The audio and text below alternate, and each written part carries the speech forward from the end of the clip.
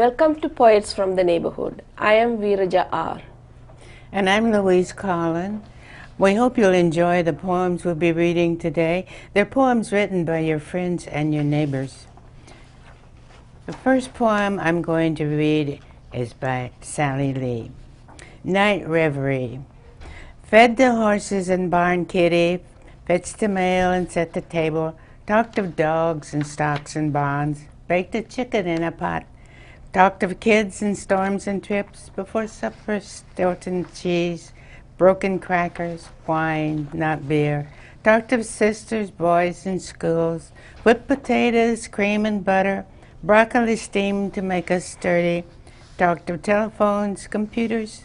Daughter came with chocolate cake, little dogs ate Cheerios, talked of states and politics, looked up things on internet, hugged the man with graying hair. Working hard, boys of his own, talked of wisdom and mistakes, crawled in bed, but sleep was stubborn. Consonants demanded paper. Give us our due time tonight. We have to work, so don't be slacking. Up, up, up. Go sit down and type us in. Hit the keys without delay. Thus the typing late and silly, fuzzy mind but truly busy. When a revelation comes, this day was built on food. This next poem I wrote for my daughter on her birthday this year. Precious, you make me whole, affirm my life's worth, my soul like butterfly wings, joyfully flutter, colors warm. Just thinking of you, blessed I am that you are my daughter, my precious. This poem is Thrush by Erin. The thrush may return, but they never look back. The crabgrass will crawl right into your palm because grace can make any blade gentle. They say my fate is like a doll's captured face, too wrong to go back, too estranged to be managed. My days can't be mirrored unless they mend by the moon. Either way, there's a record, and it is carried on the backs of horses. It is carried in a splinter of snow. How do we inhabit this fragmented life?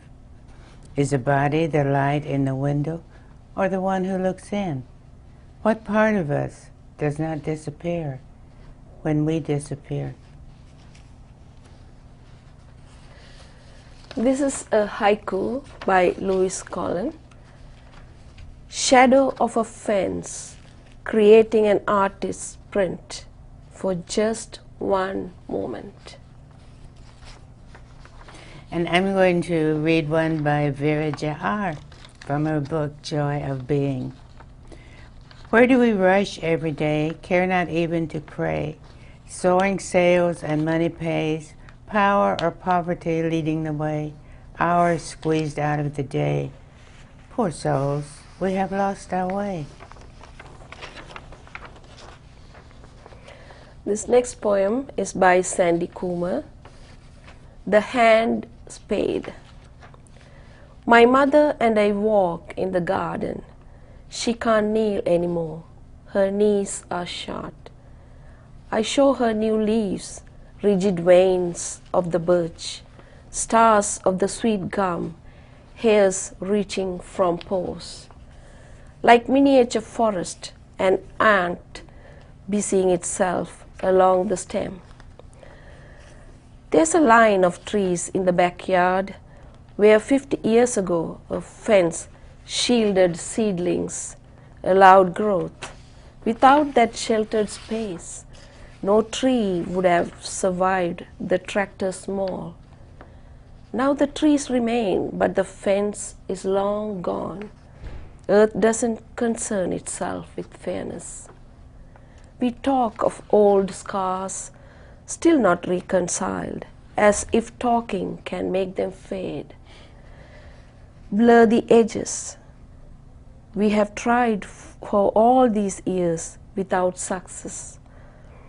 But we are persistent people. We can't accept some things will always be a mystery.